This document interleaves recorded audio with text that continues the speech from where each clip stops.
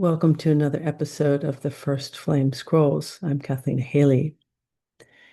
In this episode, I want to further talk about embodiment and coherence. I hear these words a lot now in the collective. They're all over the internet, and people are talking about these methodologies that bring you into embodiment and coherence, breath work, meditations. And not to say that these aren't helpful, they aren't beneficial, they don't have levels of alignment. Absolutely, they do. But most likely, they bring you into a place of quiet and coherence of the mind. So these techniques are really designed to quiet the mind. Quieting the mind is super important. It is a very big step towards embodiment because the entire inversion field is working and designed through the mind, through the mental complex. So quieting the mind is absolutely important. It is an important step towards embodiment. Because what ultimately is embodiment? It is me being me operating from myself, my own operating system. But quieting the mind, coming into a place of coherence within the mind is only a first step. What is beyond that is the body. Imagine the body is a immense receptor of frequency bands, like a radio, and it both receives and sends out all sorts of frequencies, all sorts of messages. And imagine that these messages include what the liver has to say, what the kidneys have to say, what the cells have to say. And all of that story consists of all of the layers and levels of information that you have received over your lifetime from everything, from the quantum field, from the plants, from the things in your space, your home, from your family, from the internet, from all electronics, from anything and everywhere, from the galactics, from the, universal field itself. Everything has been communicating to your body 24/7 since you came into incarnation. And some of what you know. And so if you begin to become aware of your body and you begin to go deeper and you ask questions and why is this? Why is that? And we begin to quiet the body.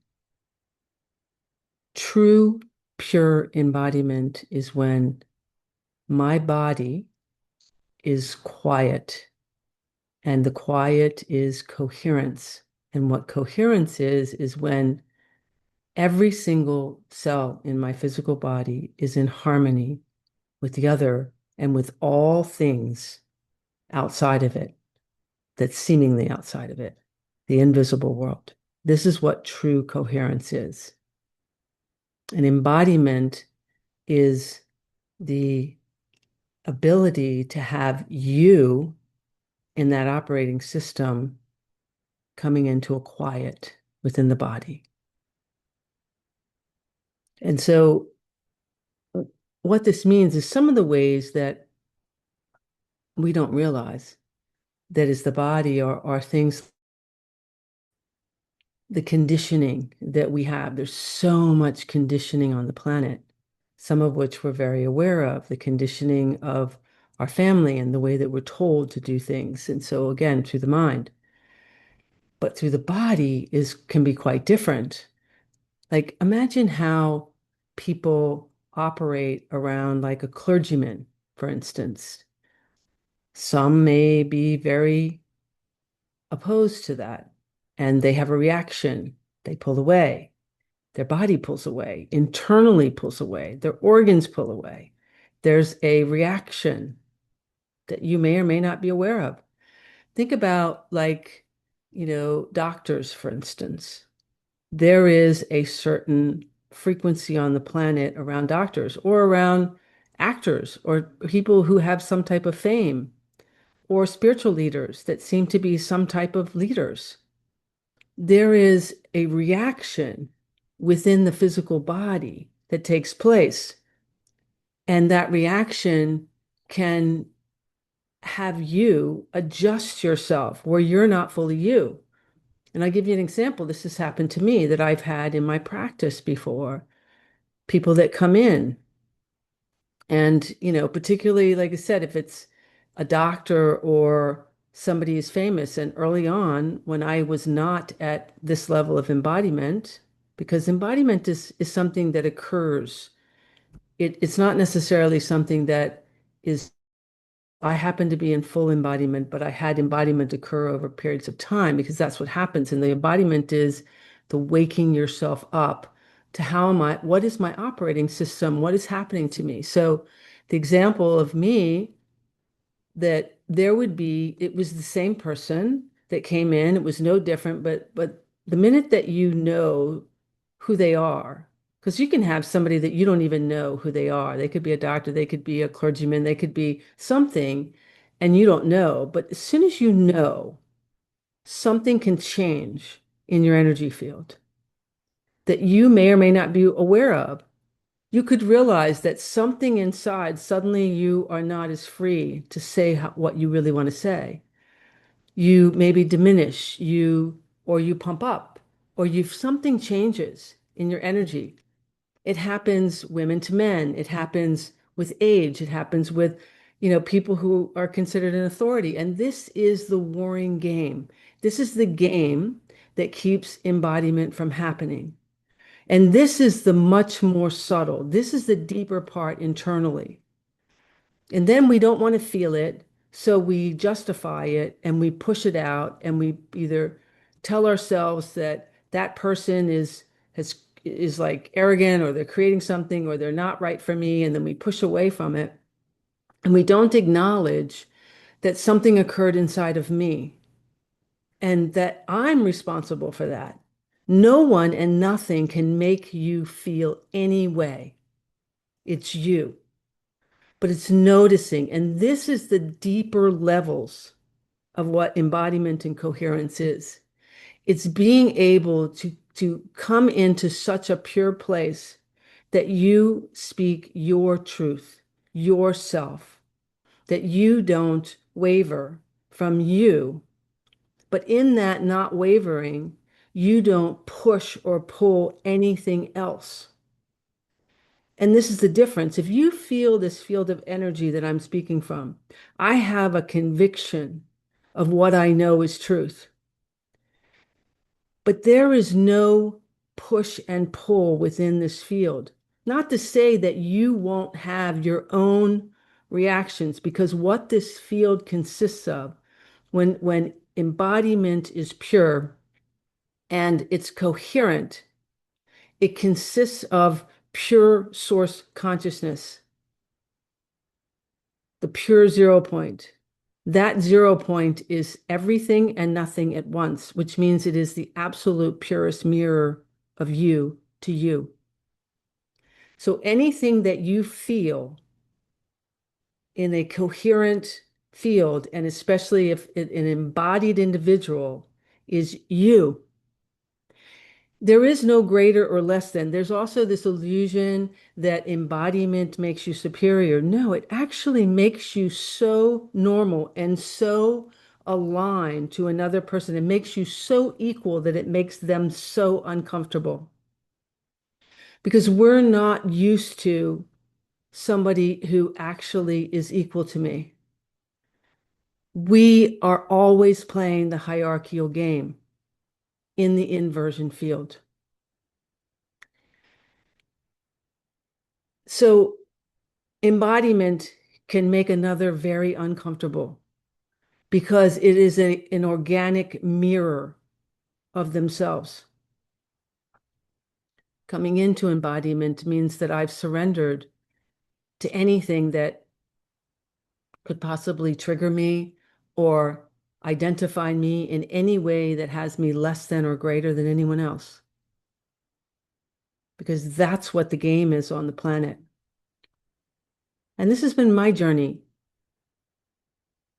coming into the world, feeling different, having a lot of intellect. I've been through all stages and recognizing that I was the first flame. And it's interesting because the journey has been me as Kathlena recognizing I was the first flame, embodying the oversoul as the first flame, which I am, until it became so fully embodied that now I am the first flame recognized as Kathlena Haley. And that's a really different energy. I know who I am, and it doesn't make me greater. I'm just first. You're a flame too. And you have your reason for being here. You have what I call your library of information. And when we are brave enough to be honest within ourselves of how I am adjusting myself, and some is really refined. Like I said, you might not even notice how you adjust yourself towards your parents or your partner or your friends, even.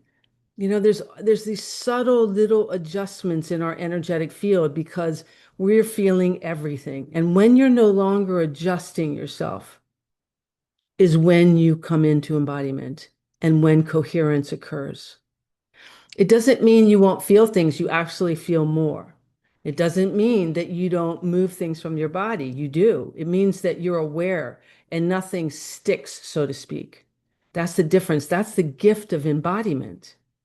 We're still living in a field of energy or around you that has the inversion field. I'm still here on the earth. But the difference is, and this is why embodiment is the key, because without embodiment, you're constantly being bounced around through all the energies because you're feeling it and you have the levels of insecurity or superiority that are constantly wanting to play out. But embodiment releases all of that. And it's not through the mind. You can tell yourself, but it's getting honest. It's a deeper level. This is what I'm here for, and I'm not the only one. And this is what true embodiment is. It's different from what's being spoken. And true coherence is the harmony of your cells to the world, to the plants, to everything in the earth.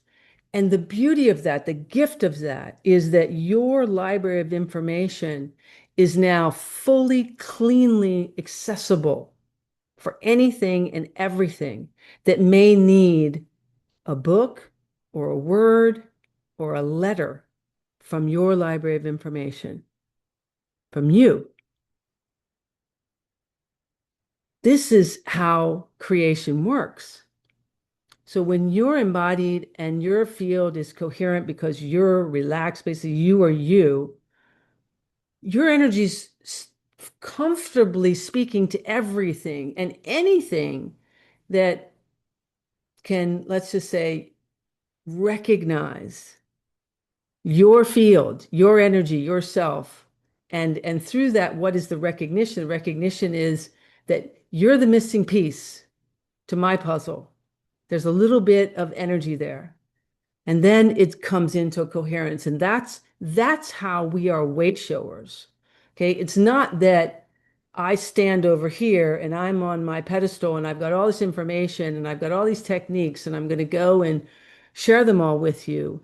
It's that I'm going to be so embodied that my energy is speaking to yours and that there is a coherence. Now, within this, there are steps towards this. Like I said, the mind is the first piece, quieting the mind. And so through quieting the mind are all kinds of modalities, and there's many out there, which of course, meditation, breath work, all of these types of things. I have lots of activations and things deep into this aspect. And then we go beyond that and we begin to quiet the organs and the body because we love ourselves so deeply. That's what it is. That's the idea. Through love, through desiring truly an authentic experience, is how embodiment occurs and how coherence occurs. And it's why we're here. This is the gift. We give ourselves. We don't give away ourselves, we give of ourselves the energy, the frequency, who we are. And then, yes, we also give ourselves to the energy and the people as we move with them and we hold hands with them and we create with them physically in groups and harmony.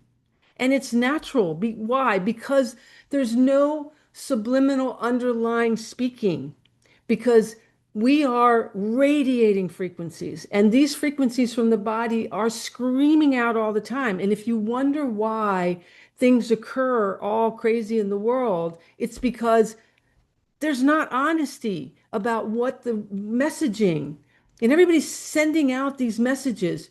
Don't approach me. Don't come near me. Come near me. I'm the one. This the one. Da, da, da. Even though they're sitting there and saying, they can be very eloquently speaking, but you can feel that something isn't organic, something isn't right.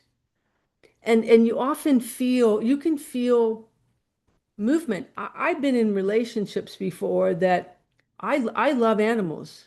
And I had at one point a pack of dogs that I loved.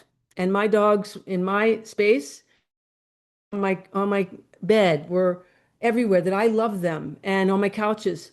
And by the end of a relationship that I was in with these dogs, I had corralled them.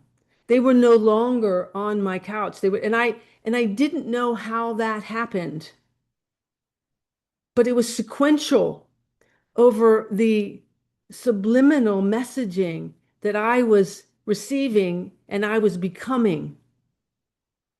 And by the end of the relationship, I didn't even know who I was. And how many of you can relate to that? So this is the wake up, that we're here. This is next steps. This is what this transmission about. This is what I want to bring today. What true embodiment is and true coherence. I love you and you are loved deeper than you can ever imagine. I'm the first flame of source, Kathleen Haley. Until next time.